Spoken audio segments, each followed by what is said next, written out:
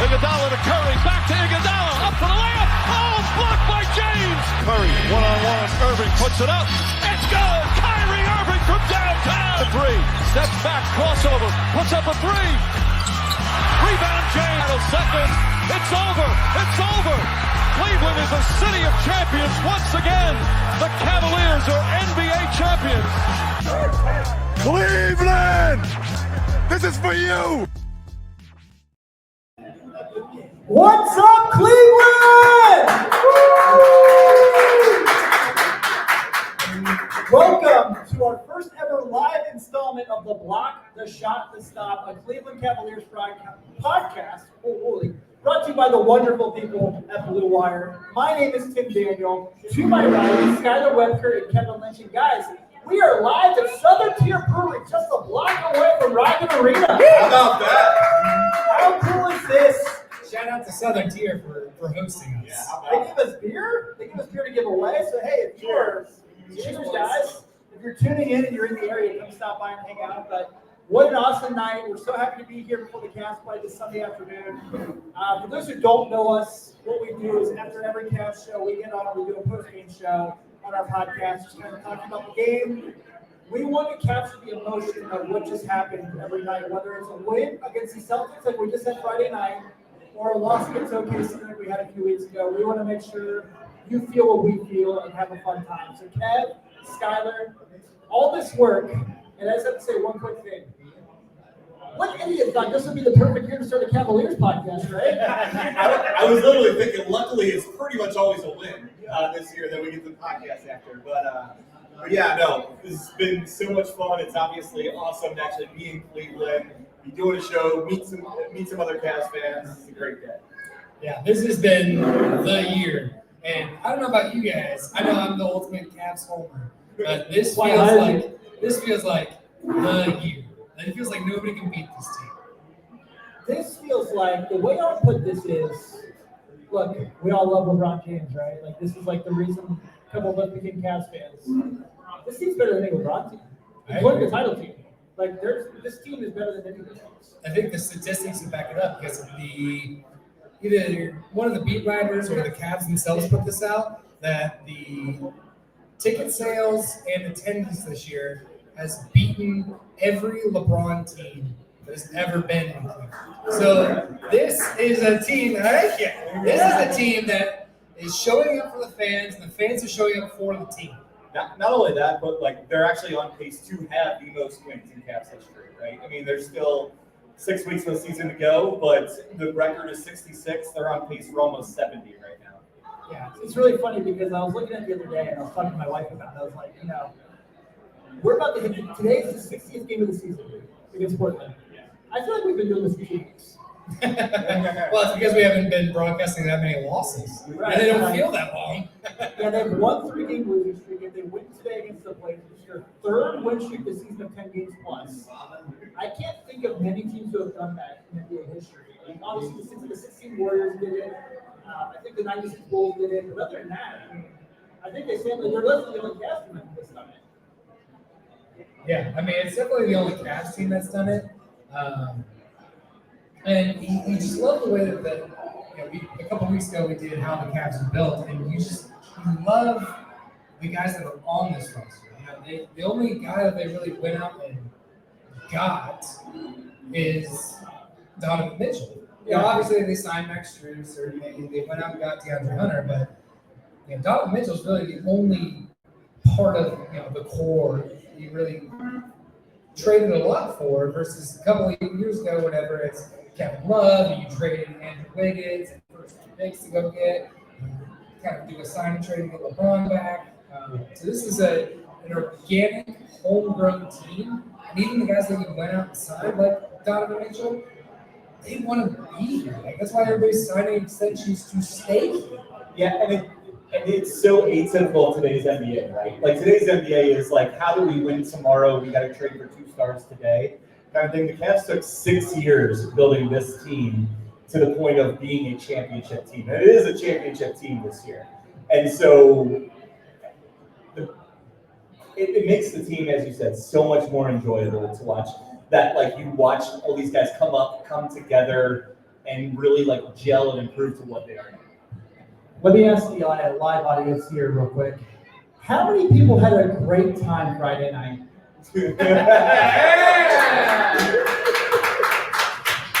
Okay, let's do it again. How many people had a great time Friday night? You know what time I had better? I had better Saturday morning seeing all the memes of Jason Tatum, get out of here, and then the Cavs come out winning. I had a better Saturday morning. So Sydney, our super fan, was walking in with me, and I was telling her that before Kevin and I went live Friday, I literally didn't know if we made any sense on anything we said because we were so excited. And she goes, "No, you guys definitely make sense. You could just tell that you guys were pumped the F up from that game." It was definitely a disjointed episode, but we didn't know what to say. I mean, it's the moment of the year, which I know we're going to get to that here in a second, but I don't know if there's a game that solidifies this team and tells the story of this team more than beating the Celtics the way they did. Falling down 22, not giving up, literally getting Mobley in foul trouble, and still find a way to win. Jared Allen doesn't play the fourth quarter because the matchup doesn't make sense for him to play. They still find a way to win. That game right there told you everything you need to know about the Cleveland Cavaliers in 2025. It did, and I think you just segued into what we wanted to do on the show today, and that's we just want to cover a couple quick topics. While everybody's here, feel free to shout out your version for this. But first question is what do you think is the biggest reason for the Cavs' success? Skylar, I'll start with you. I think the biggest reason is I think the continuity plays a piece of it. This is a team that's been together. The core pieces have been together, and they're going to be together for the next foreseeable future. All these guys have signed extensions. There's control over these guys for many years. But with that continuity comes kind of the will to overcome, or the knowingness that you're going to overcome, playing for each other. I think that's the biggest difference between this year's Cavs and last year's Cavs. I know you can get to semantics about the coaching staff, the game planning, this, that, and the other, but I really think the team chemistry and the continuity of it all just kind of plays together into they got down 25 to 3 on Friday, and they didn't quit. They didn't give up. They didn't fold. They didn't say that the lights were too bright. They came back and they battled and they played for one another and sent Boston home. It's a great point. It's hard to argue with. Tim, what do you think is one of, if not the most important reason for the Cavs' success? So Skyler's right. The continuity makes a ton of sense, but this will to win that Kenny Atkinson brought. Not that JB's staff didn't have that, because obviously that team did go to the playoffs back-to-back years. They won a playoff series, so obviously they had the heart to win. But I think just the buy-in to Kenny Atkinson, where we knew what this Cavs team was defensively for the JB era, and you can see that in Detroit right now. Please shout out what he's doing there. But Kenny coming in and being look, guys, this offense is broken. We need to fix it. And it's hey, Evan Mobley's going to have the ball more. Evan Mobley's going to be kind of the run guy that we kind of run our offense through.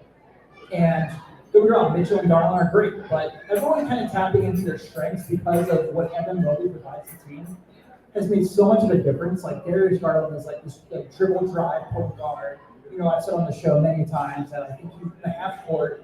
I don't want any other point guard than him.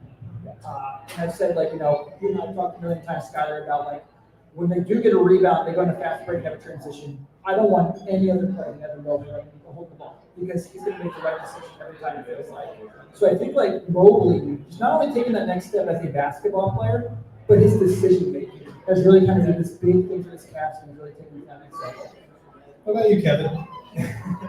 Knowing I was going to go last, I wrote down a few just in case you took mine. Did I? I did put players buy-in. That's true. Obviously, this team has bought in the way more a college team would than an NBA team. I know we brought that up before. I put the players' health, which I think is a little bit of luck. I think it's definitely luck. It's luck, and it's the way the coaching staff is managing the minutes and everything to give them more opportunity to be healthy.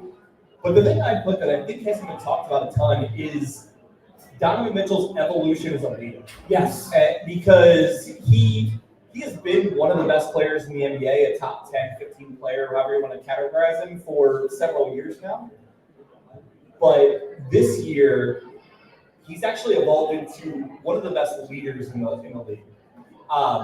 When you think of great NBA leaders, you think of like Steph Curry, you think of obviously LeBron James, Cleveland Zone. I think of like Tim Duncan, guys like that who led in a different way, but all in the sense of like bringing teams together and bringing all the individual players together for the greater good.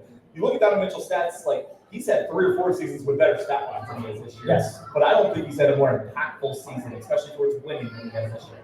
I think too with Mitchell, and not to talk about this, but you look at like you said, his decision making to be like, look, if I get Evan Mobley to take the next step, our team's gonna be better. But also knowing like that Boston game, they don't want to win that one.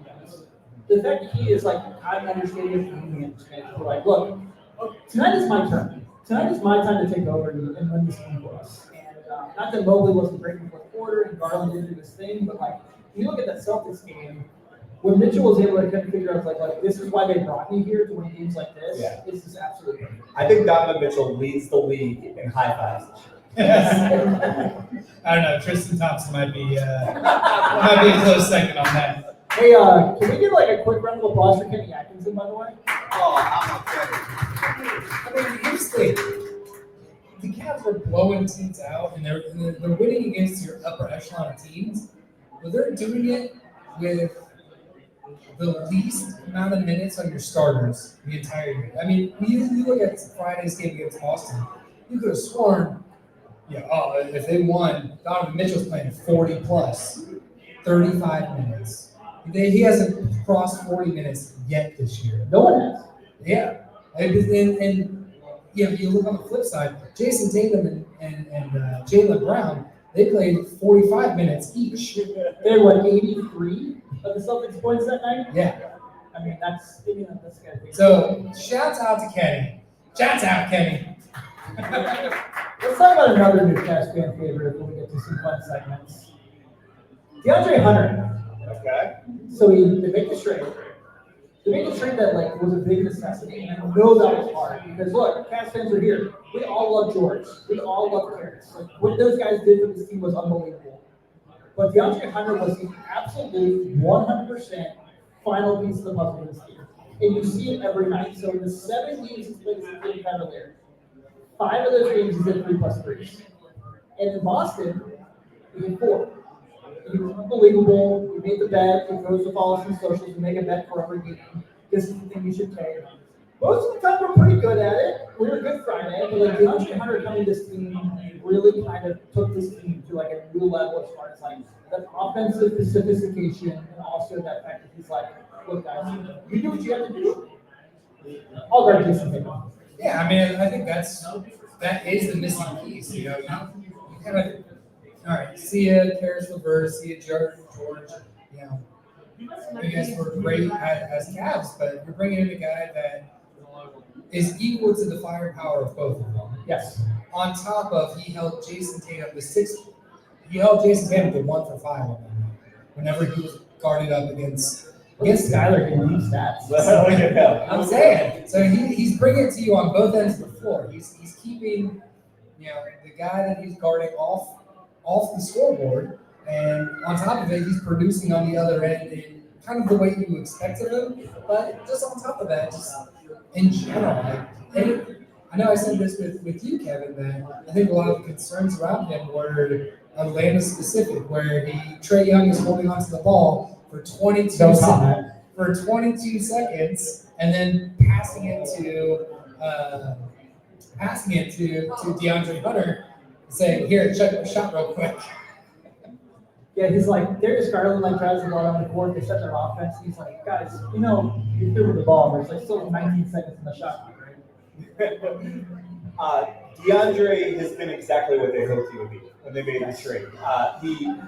He's the physical presence on the wing, and then he is the floor spacer on offense. Give him a little bit more on offense even than that, but. So far, so great with DeAndre Hunter as Cavs. Yeah, absolutely. Hey, by the way, real quick before we move to the next segment here, just because I like here. And can we get another round of applause for the Cavs this year? I want to shout out Southern Tier. I mean, this place has been awesome. I mean, they've been nothing but gracious and kosher for all of us, putting us up, for helping us with some giveaways. Look at my man here in the Mitchell jersey. Shout out. With the Nike Blazers. Shout out. I like it. So let's talk about some big moments of the season. It's kind of like, obviously, so I've been here. This is my third time seeing the Cavs today this season. I got lucky. I know Kev, they're going to see them in Chicago on Tuesday. We have a really fun podcast coming out tomorrow where we preview the Bulls game with a good friend of mine that you guys want to check out. It's really good. But just big moments of the Cavs this season, things that jump out to you, your favorite moment of the team. Kev, I'll start with you. Like, what was kind of your like, oh cool, this team is like really fun. This is legit. I didn't know you were going to start with me. I thought I was going to have big ancestors when I wrote down like 5. I asked you first to be on the show. I'll give you one, but just come back to me at the end, so I'll give you some honorable mentions. You know what my favorite thing from this year is? The winning streaks.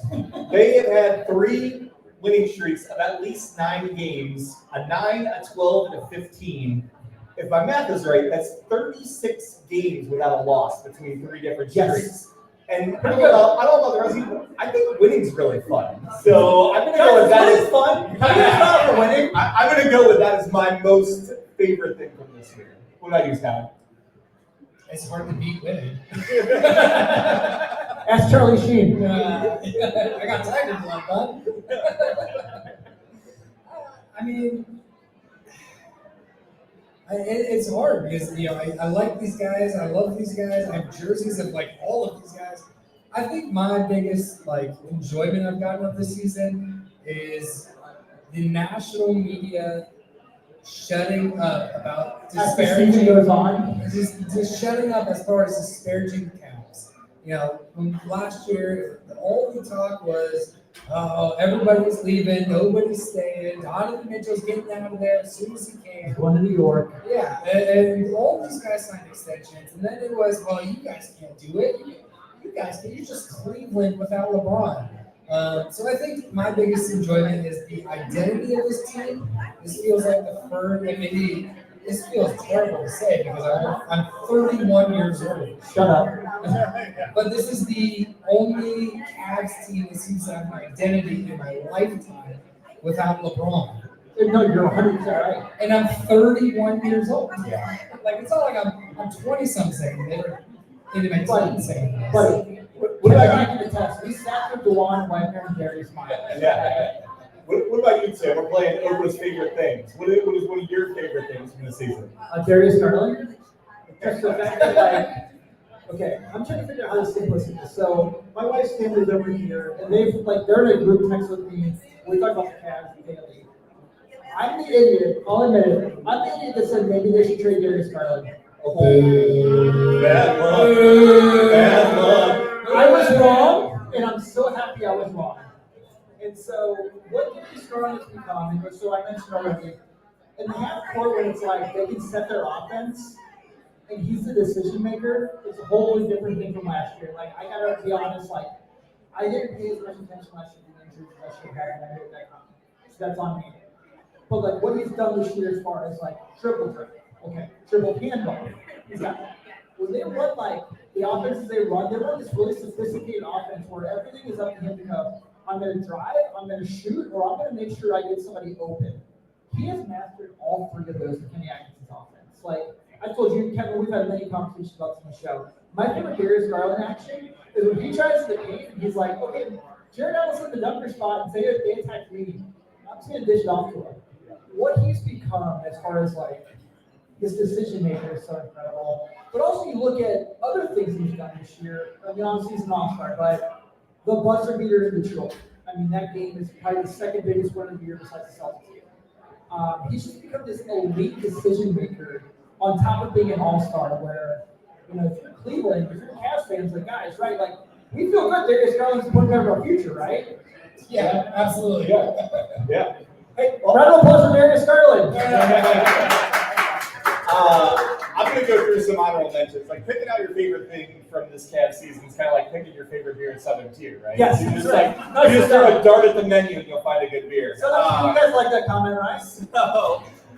So I am on the verge of quitting the podcast. I immediately took Ty Jerome. Evolution of Ty Jerome. I thought I was leaving. I was leaving it for you. I thought that since you let up with me, I was like, I'll leave it for one of them. I can't believe we didn't say that. The evolution of Ty Jerome, obviously a huge story. I'm here like Mitchell and Garland, like working and proving everyone wrong has been incredibly fun. Mobley hitting threes, I think, is a very fun storyline. Defensive player of the year. Yeah. George Niang and Tristan Thompson's interviews, RIP, but they were a lot of fun. And nobody said Jared Allen's throw, which I know is not new this year, but it continues to be fun. Pretty wonderful. Yes. It's not as big as it used to be. A couple of years ago, he was really getting it out there. Yeah. You guys want to do some giveaways? Yeah.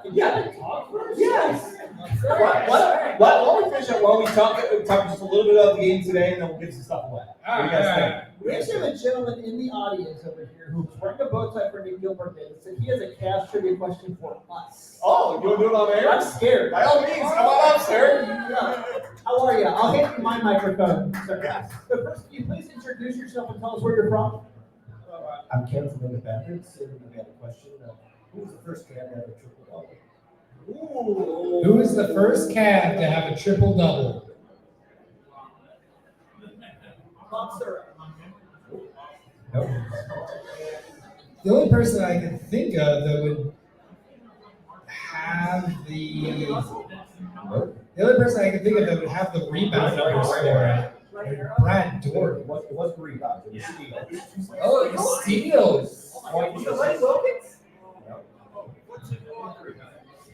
What's he got? Footsie Walker. Footsie Walker. Oh. Do you know what the stat line was? It was in 1979. I don't know what the line was. Do you know what the was it assists, steals, and I think it was points, assists, and steals. okay. Wow. Hand the mic back to us. Please tell us, what is your prediction for the Cavs finale this season? Are they winning the title? They're winning the title. Hey! Go Cavs. I'm ready for a 6-hour Cavaliers parade. Buddy, if we win the title, do people understand how obnoxious we're going to be for 3 weeks? Oh boy. I don't think. All right. So first off, I don't think other cities and geographic locations understand how absurd the championship parade was in 2016. The parade is yes, I was here. Okay. Did you know the Warriors blew a 3-1 lead? Yes, it was 3-1 day. Yes, it was 3-1 day. But a championship parade in most cities is like an hour long, 2 hours. The parade itself was 3 hours. That's not even including the speeches, the podium time. LeBron, the leaked out every other word. A guy shirtless J.R. Smith through It's like an internet phenomenon. Hey, did a guy eat horse poop? Am I remembering that right? Did a guy eat horse poop? I thought that was a Cavs parade. I think it might have been Philly. We'll fact check.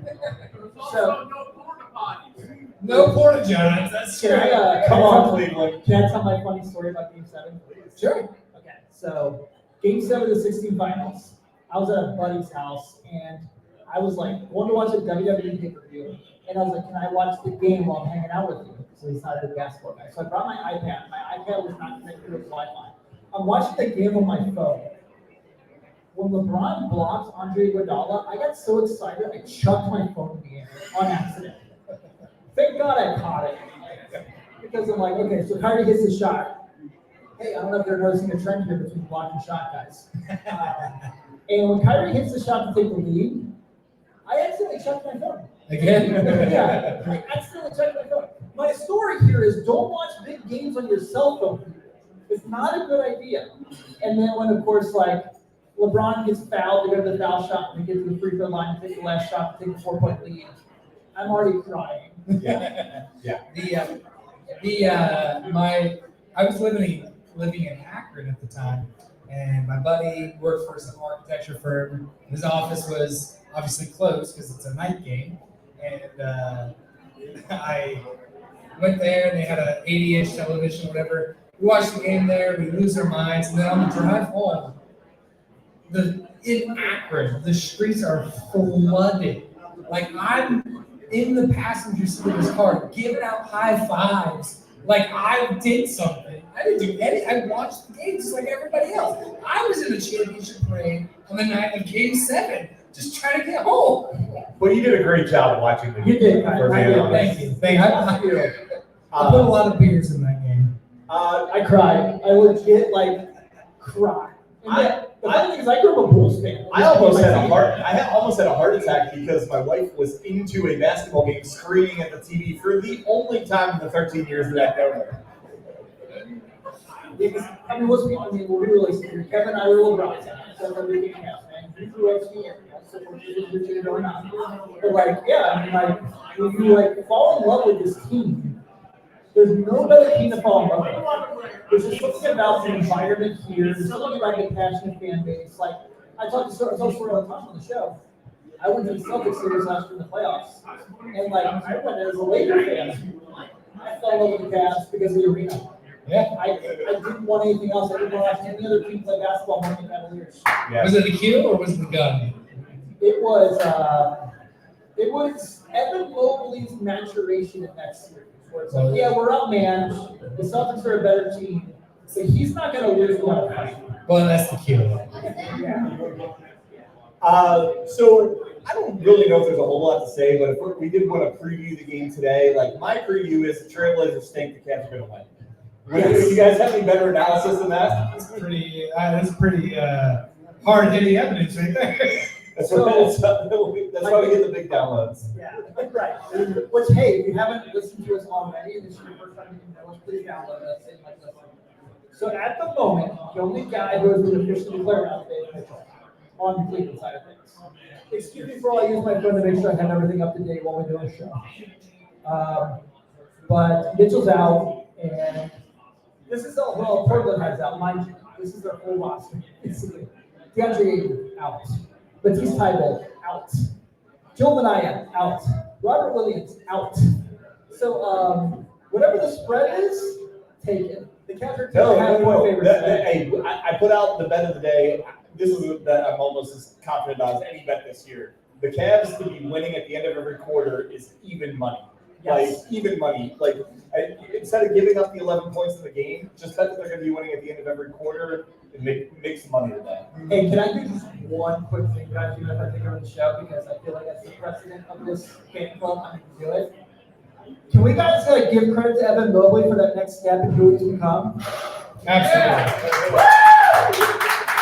So like I said, my wife's fingers over here. They told me for games, for years, talking about how good Evan Mobley is. And I promise you it's going to pay off. It's paid off. This year is the year to have it pay off. This team can be built better around everybody. This is flat out. And I don't know if Cashman's really know how special he is as a talent.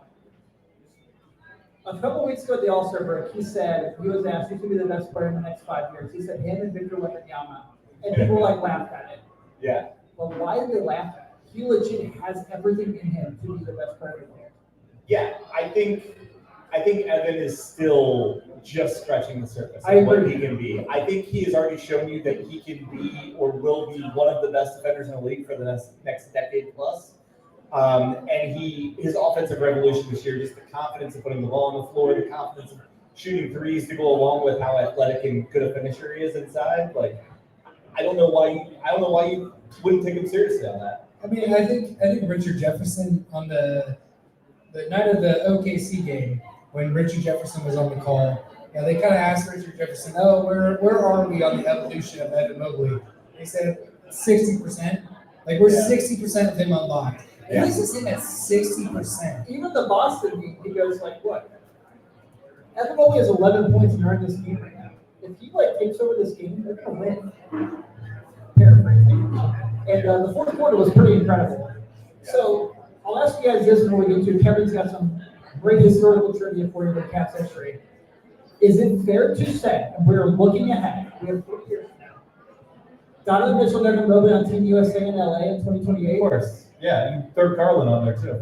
Dude. Throw Allen on there. So Team USA is winning another gold medal because of the Cavs players, right? Yeah, exactly. That's right. Team Cavs versus No one the world. loves Team USA the way I do. Cleveland versus the world.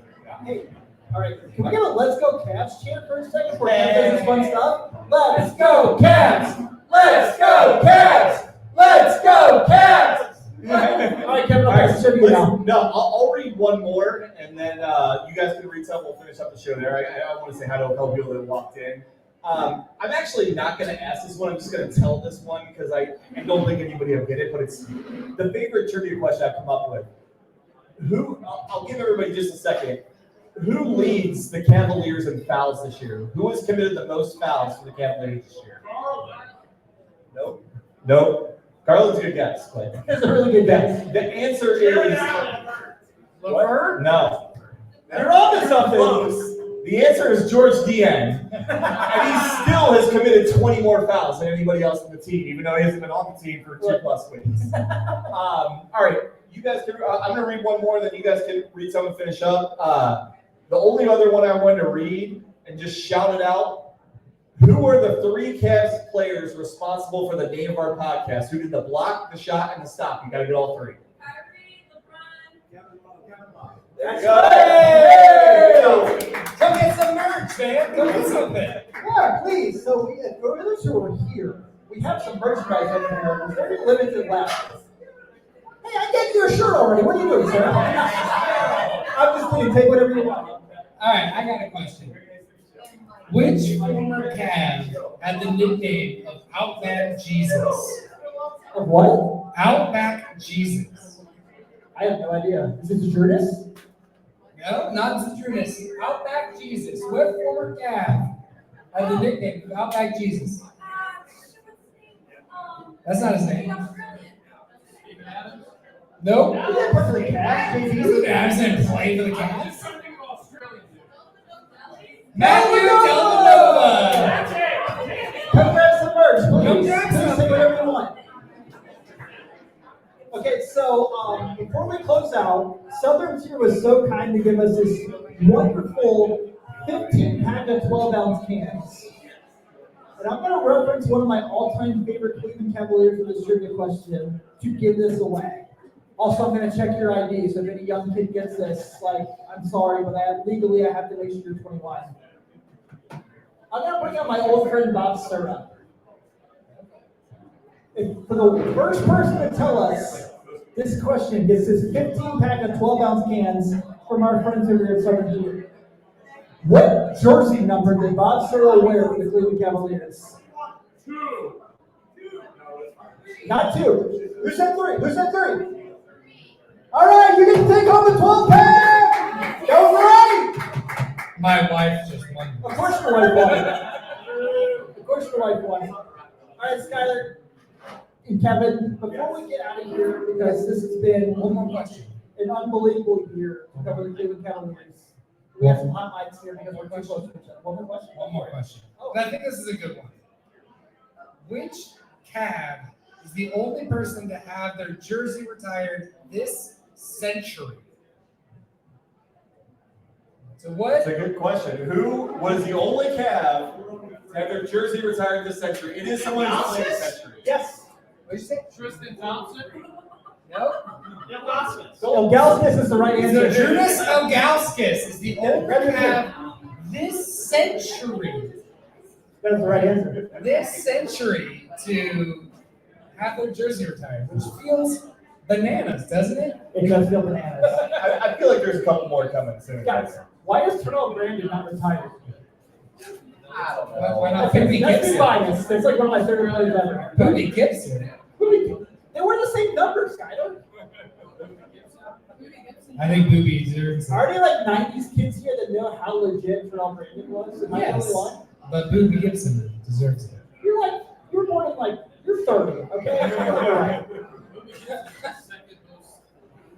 All right. So, before we get out of here and we end the show and we give You said before we get out of here 7. I know, that's what I do. No. We just like talking with everybody. Kevin, we're from the Midwest. This is how we say goodbye. I just want to say real quick that Southern Tier was an unbelievable partner for this show. We couldn't be happier that they let us come here and do this. We're right by the Rocket Arena because they just changed their name for the 700th time. We're supposed to be celebrating the 30th anniversary of that, by the way. But like, how can you celebrate something that changed their name all the time? It's Cleveland. They change the name of the stadiums and quarterbacks every year. That's a great line. Skylar just had the Sounds line like a in the show. t-shirt. But That's the next shirt. for those of you who aren't here with us every year and have never checked out our show, please take a second. We're the Walk the Shop to Stop. We do a show at every Cavs game, except for today, for obvious reasons. We love covering this team. We love talking about this team with everybody. We love this fan interaction. We couldn't be more grateful for the support we have, whether it's our family, our friends, or people who are just working about finding us every day. This is awesome. We're having so much fun covering this team, and like, should we come back in the Cavs with the title? Yeah! Should we be in the parade? Should we be in the parade? Woo! All right, and I'm gonna put the mic out one more time for you out of here. I'm gonna let Kevin speak. But I was gonna say, can I get us out of here? And instead of just Skylar saying it, we get the whole room to close us out here. even better. We're gonna put our mics out, and we want you all to chant as loud as you can before we close the show out. Let's go, Cavs. So on the count of 3, 1, 2, 3. Let's go, Cavs! Let's go, Cavs! Let's go, Cavs! Thanks, everybody. Thank you all so much. This was awesome.